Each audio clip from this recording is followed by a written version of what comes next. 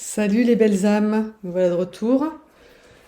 Euh, pour une nouvelle capsule, j'en ai quelques-unes qui tamponnent, mais bon là, j'ai pas toujours le temps. Là, je prends le temps entre deux rendez-vous en espérant que j'ai bien le temps. Pour parler du silence, voilà, cette chose qui fait hyper peur aux chasers. Surtout quand au chaser en début de parcours, qui s'est un peu rencardé, qui sait qu'il va y avoir une période de séparation, qui se dit peut-être nous peut-être on n'aura pas à la vivre, enfin, qui espère ne pas avoir à la vivre. Et en fait, moi il y a des choses, je me suis dit peut-être oui, peut-être non, hein, on verra bien. Hein. Moi c'est arrivé très tard dans mon parcours, la période de, enfin, je ne sais pas plus ça, séparation. Pour moi c'est pas des périodes de séparation, c'est des périodes de silence.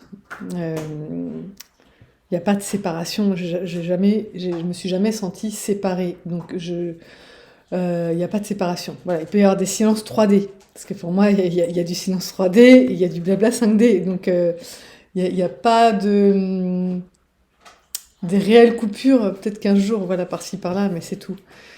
Et encore, quand je dis coupure, voilà, il y a toujours quelque chose dans l'énergétique, il se passe toujours quelque chose, en fait. Est-ce qu'il y a un moment où on n'est pas connecté à notre autre? En fait, je crois pas. Voilà. Donc pour moi, il y a pas le mot séparation, c'est pas un mot juste pour moi dans le verbiage de la flamme jumellerie. La séparation, c'est quelque chose. Personnellement, j'ai pas l'impression de vivre, de vivre, d'avoir vécu ou voilà, de pouvoir mettre ce mot-là dans mon parcours séparation. Par contre, silence, oui. Et je voulais parler du silence parce que ben, pendant toute la phase lune de miel, on est sauf dans le silence. Ensuite, ça devient plus chaotique. Il y a plein, voilà, il y a plein de gens qui témoignent de ça, d'aller-retour. Moi, ça a été quand même assez fluide. Il n'y a pas eu vraiment de grosses périodes de silence, ou alors c'était un peu de son fait, un peu de mon fait. C'était assez équilibré. Puis c'était 15 jours par-ci, 15 jours par-là. C'était pas énorme. Euh, mais c'est là, dans le parcours, voilà, il y a des moments de silence. Et même 15 jours pour un chaser, c'est beaucoup de toute façon. Même quand c'est de son propre chef, puisqu'on pense tout le temps à l'autre, donc de ne pas pouvoir communiquer avec l'autre ou s'empêcher de le faire parce qu'on sait que c'est ce qui est juste ou parce qu'on n'a pas envie, mais en même temps on aimerait quand même. Donc le silence pour le chaser, c'est quelque chose qui est jamais très simple à gérer. Voilà, c'est pas quelque chose de naturel, c'est pas quelque chose qui fait de gaieté de cœur, même si parfois c'est lui qui coupe un peu la relation. C'est pas ce qu'il souhaite au fond, le chaser. Le chaser, ce qu'il souhaite, lui, c'est être en relation depuis le début, depuis lâcher son autre. Voilà, c'est d'être dans la fusion directe, en fait. Hein. On passe pas par les autres étapes, on fait la fusion. Voilà. En gros, c'est ça que voudrait le chaser. Mais voilà, ce qui se passe, c'est qu'à un moment donné, il va falloir faire face à ce silence. Il va falloir vivre ce silence. En même temps, c'est pas la peine d'avoir peur parce que ça se fait tout seul. Le danger, si on connaît le parcours, c'est de vouloir l'accélérer en essayant de contrôler des choses. Tu restes là, bébé. Non, tu vas pas là-bas. Tu restes là, Mimi. Euh, donc le risque, c'est de dire, bah tiens, je vais mettre du silence là pour faire travailler mon runner. Ouais, mais sauf que si toi, t'en es pas à certains stades dans ton parcours, il va pas travailler plus que ça. Voilà, il y a des phases de silence où il se passe des choses pour le runner, il travaille, mais il travaille pas forcément sur la relation, il travaille sur lui. Il conscientise pas plus la relation que ça. Parce que à chaque fois, c'est... euh, comment dire?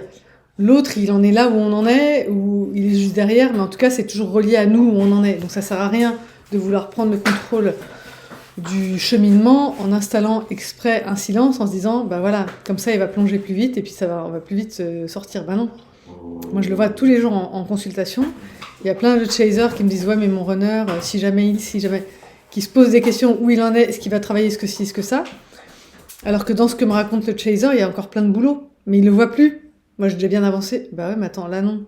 Là oui, t'es bien entré en résilience, mais il y a des guérisons qui n'ont pas été faites. Là, ça te vibre encore énorme, ça aussi, ça aussi. Il y a plein de chasers qui ne se rendent pas compte, qui vibrent encore des blessures, ou qui se disent qu'ils vont vivre avec, que de toute façon, ça ne sera pas complètement résolu. Je veux dire, il y a plein d'incompréhension là-dessus.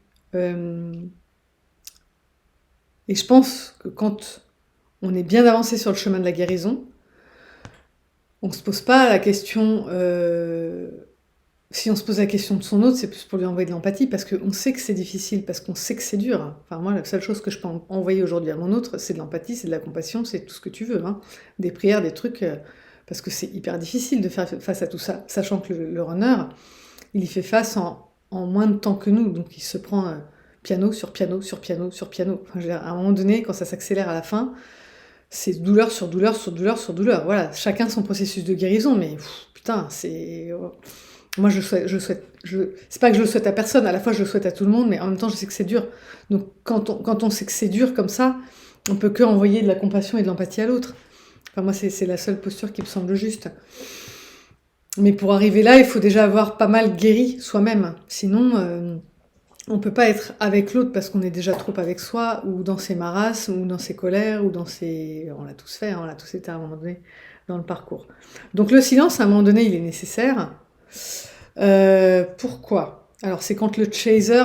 alors déjà, il est nécessaire et il est évident. C'est-à-dire qu'à un moment donné, le chaser, il sait que c'est ce qu'il doit faire. Alors c'est drôle parce que moi, ça fait un moment que je sais c'est ce que je dois faire. Ça fait plusieurs mois. Sauf que la source, elle m'a pas laissé. Elle m'a pas laissé pour 2 raisons.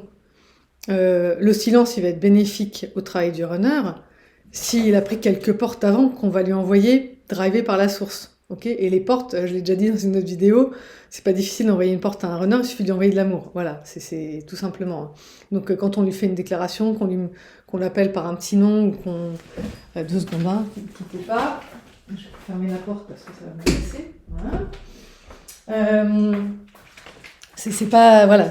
C'est pas difficile, il suffit de faire ça, ok ? Mais des fois, on se dit qu'on n'a plus envie. On n'a plus envie, mais la source, elle nous y pousse parce que tant qu'on le fait pas, le runner, il n'a pas eu assez de... Il va falloir que je rouvre.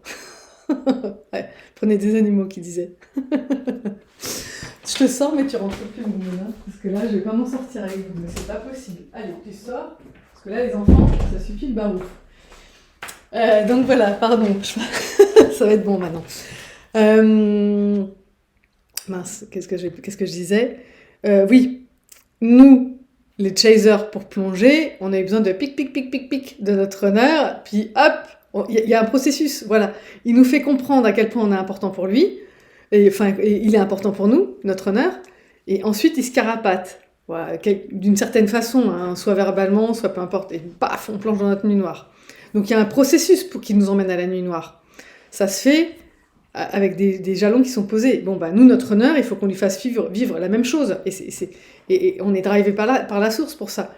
Donc à un moment donné, oui, il y a ce silence qui doit se faire pour quelque chose que j'ai conscientisé. Non, Bibi, putain, c'est pas Bibou là. Tu vas pas toutes me les faire aujourd'hui. Ça suffit. Pour une raison qui est très simple, c'est que tant qu'on va chercher notre runner, tant qu'on lui envoie des messages, même s'ils sont drivés par la source, ça vient titiller son ego. Mais alors attention à mes runners, hein, je dis pas que vous avez un ego plus démesuré que le nôtre, c'est juste que plus je réfléchis, plus je vois qu'on n'a rien qui nous sépare. On est les mêmes. On est les mêmes, mais on n'exprime pas de la même façon. Nous, notre ego, les chasers, ils s'expriment de façon différente que celle de notre runner.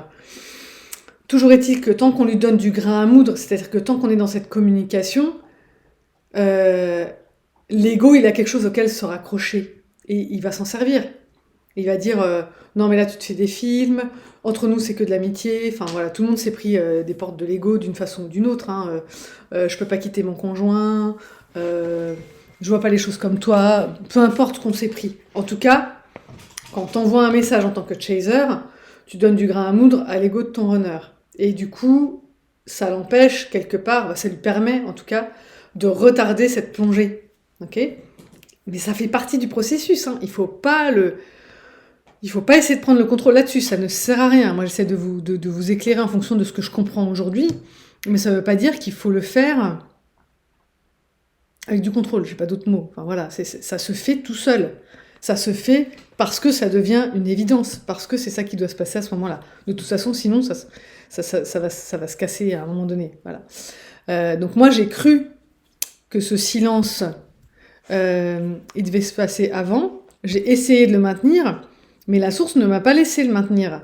On m'a dit, envoie tel message, fais tel truc, fais tel machin, blablabla. Donc j'ai fait ce qu'on m'a demandé. Et aujourd'hui, je sais que voilà, la seule posture qui soit vraiment valable maintenant, c'est le silence pur et dur. Là, voilà, là, on y est bien. Et pendant ce temps-là, ben, l'autre n'a plus de prise, d'accroche, on lui donne plus rien, quoi. On lui donne plus rien, donc il peut plus se défausser sur nous. Et c'est là que le grand plongeon a lieu. Et la source prend le relais. C'est-à-dire que là où elle nous a un peu instrumentalisé pour aller taper là où ça fait mal, où ça fait du bien, ou peu importe, ou en tout cas ça vient déranger le runner, ben elle prend le relais comme elle l'a fait avec nous. Nous, la source, elle est sur notre dos pendant tout notre cheminement. Et ben là, ça y est, elle est aussi sur le dos du runner. Et elle l'oblige à cheminer. Alors maintenant, ce que je vois, moi, avec les infos que j'ai à droite à gauche, c'est que, avec ce que je comprends, hein, nous, on n'a pas eu le choix, mais le runner, il n'a pas le choix non plus. Hein. Genre, la source, elle est tue, elle est tue. Hein. Elle est sur le dossier, elle ne le lâche pas. Moi, j'ai des infos par télépathie. C'est drôle parce que j'ai une amie qui tire les cartes. Je dis, vas-y, tire-moi les cartes. Et les infos que j'ai eues 3 jours avant, elle me les ressort dans les cartes, les mêmes, avec ses moelles, ces trucs. Mais je dis, bon, ben voilà, ça me permet de me rendre compte que on n'est pas à côté de la plaque. Parce que j'ai pas besoin d'un tirage de cartes. Je sais très bien où ça se passe puisque je télépathise. Pour moi, ça vaut tous les tirages de cartes du monde. Mais pourtant, je lui demande de me tirer les cartes parce que je me dis, tiens, j'ai envie de vérifier. C'est mon côté scientifique. Et je suis estomaquée de voir, des fois je me souviens plus. En plus c'est ça, j'arrive, voilà, on passe une soirée ensemble, elle me tire les cartes, j'ai télépathisé un énorme truc il y a 3 jours, je me rappelle absolument pas de ce qu'on s'est raconté. Je rentre chez moi, j'ai l'enregistrement du tirage de cartes, je rentre chez moi, je relis la télépathie, et tout match. Voilà, je dis putain c'est fascinant quoi, tout match. Donc ce côté où le runner se retrouve acculé, il doit faire face à tout, hein, sa famille, ses amis, son taf, je veux dire, tous les trucs par lesquels on est passé, il y passe. Faut arrêter de croire que nous, les pauvres petites chasers, on a la source sur le dos, puis le runner l'aura jamais. Si, t'inquiète pas que le runner, il a aussi, à un moment donné, la source qui lui tombe sur le dos, il a plus le choix. Il est sur son chemin d'éveil, il l'a choisi, on a signé des contrats avant d'arriver. Hein. Il a choisi aussi son chemin d'éveil. Donc je vois pas pourquoi lui, il irait pas. Bien sûr qu'il y va. Évidemment qu'il a envie d'y aller, sinon il n'aurait pas signé son contrat. C'est juste que les choses doivent se faire dans un certain ordre qui a du sens. J'en ai déjà parlé dans plusieurs vidéos. Donc ce silence, il est nécessaire parce que il n'y a que face à soi-même qu'on arrive à nettoyer nos blessures et tout ça. On n'a plus personne sur qui se défausser. Pour moi, c'est le point central. On n'a plus aucune prise. Ok ? Donc on se retrouve, on peut plus dire c'est de ta faute si je me sens comme ci, si je me sens comme ça. Tu m'as dit ça, donc je me sens comme ça, c'est de ta faute. Non, il n'y a plus du tout de ça. On se retrouve face à soi-même. Nous, on a vécu ce processus-là, les chasers. Les runners vivent le même, mais ils ne peuvent le vivre que si on leur fout la paix. Donc il y a un moment donné, oui, on doit complètement être dans ce silence. D'accord ? Et encore une fois, c'est pas la peine de se dire j'y arriverai jamais, ou ça c'est pas pour moi, ou non, je vais. Bah si, c'est pour tout le monde, on y passe tous. Et on y arrive très bien parce qu'à un moment donné, on est dans sa vie, on est ancré dans sa vie, on a de la confiance dans tous les. Il reste plus que la confiance, il n'y a plus de doute, il y a juste de la confiance. On a confiance dans le protocole, on a confiance dans l'issue des choses, on a un endroit où le silence il est facile à maintenir. Il est facile à maintenir parce qu'on sait aussi que c'est pour le meilleur pour soi et puis pour l'autre. Ok, tu vas casser le silence. Qu'est-ce que tu vas faire quand tu vas casser le silence ? Bah, tu casses le silence, tu ralentis le processus. Il y a un petit retour arrière qui se fait. Des fois, c'est tentant de dire tiens, si j'allais prendre un petit truc, mais non, c'est ça. Comment dire ? À la fois, ce serait l'ego qui ferait ça pour maintenir une illusion de contrôle sur la relation. Euh, Mais il y a beaucoup de chasers aussi qui se demandent où l'autre en est. Ben, il en est là où bah, tu vas avoir les informations, puis si tu les as pas, bah, c'est que ça te regarde pas. T'es pas obligé de tout savoir. Même si moi, ce que je constate, c'est qu'on peut quand même. Enfin, c'est qu'on sait beaucoup de choses, mais comme l'autre sait beaucoup de choses sur nous aussi, hein, c'est normal, on est liés, on est intriqués. Sans que ce soit intrusif. On n'est pas obligé d'aller vérifier dans la 3D. Il faut faire confiance à la 5D, il faut faire confiance aux informations qu'on reçoit. Voilà. Donc, est-ce que j'en ai... Voilà, j'avais pris une petite note. C'est pour ça que j'ai pris mes lunettes. Hein. Voilà. Et puis, il y a un moment donné où, juste pour finir, euh, c'est pas que la 5D ça nous suffit, c'est pas qu'on est bien dans la 5D, même si c'est le cas, hein, c'est que on a compris que ça se passait à tous les niveaux en fait. Donc pendant que le runner fait son cheminement 3D et qu'on a des infos dans la 5D, c'est juste, ça nous semble juste, ça nous va bien, ça nous suffit. Et puis de toute façon, je vois bien comment la source elle fait. Il y a des moments où elle nous isole grave. Enfin, moi, il y a des moments où j'avais accès à personne. Hein. Je pouvais contacter qui je voulais, personne n'était disponible. Maintenant, on vient me chercher, je suis presque hyper sollicitée. Genre là, j'ai 15 jours de vacances, ou j'ai 15 jours où je suis quasiment pas seule pendant 15 jours. Hein. Enfin voilà, c'est des gens qui viennent me visiter, qui repointent leur nez, mes enfants, enfin genre de toute façon, voilà. Donc il y a des moments où la source fait tout justement pour pas qu'on soit trop en lien avec l'autre. Il y a des moments où on sait qu'on ne sait même pas la peine, même en 5D, hein, il y a même pas d'infos à aller chercher. Je veux dire, de temps en temps, il y a des trucs à faire en 5D. Les télépathies, c'est aussi des soins à distance. euh, pour éclairer son âme, pour lui dire ce qui se passe. Enfin, bon, moi, je suis éclaireuse, en même temps, c'est mon taf. C'est comme ça que je fais passer les morts aussi, c'est en leur parlant. Il y a d'autres gens qui font peut-être autrement, mais moi, c'est ça, c'est par la parole. C'est par les mots. Donc voilà, parfois on a des soins importants 5D, et puis parfois, même là, ils nous coupent, voilà, on n'a plus de sensations. Et je sais que ouais, je vais pas les chercher. Voilà, ça fait 2 3 jours, je dois rien faire même en 5D. Voilà. Et je le sais, on le sait, c'est là, on le sait, on est guidé. Donc faites confiance à votre guidance, faites confiance à ce que vous ressentez, faites confiance au processus, faites confiance à la source, et ça va bien se passer. Voilà. Et faites confiance, voilà, au silence. C'est chouette le silence. Si vous avez besoin de moi pour un petit coup de pied de biche, pour éclairer un angle mort psychologique, pour redémarrer parce que tout est au point mort, amjumelfj@gmail.com. Je vais m'occuper de mes régions. Là, je pense la deuxième semaine des vacances. Donc, si vous voulez vous inscrire dans un groupe région, vous m'envoyez un mail à part quand vous voulez un soin et un groupe. Vous m'envoyez 2 mails, je veux que ce soit dans l'objet parce que je vais pas m'en sortir sinon. Je dois trier mes mails et tout, c'est un vrai bazar. Donc, euh, vous me mettez dans l'objet du mail que vous voulez faire partie d'un groupe de telle région. Groupe plus région Île-de-France, groupe région machin. Ok. Voili, voilou. Bah écoutez, je vous embrasse. Prenez soin de vous, cheminez bien et à bientôt pour la prochaine capsule. Bye bye.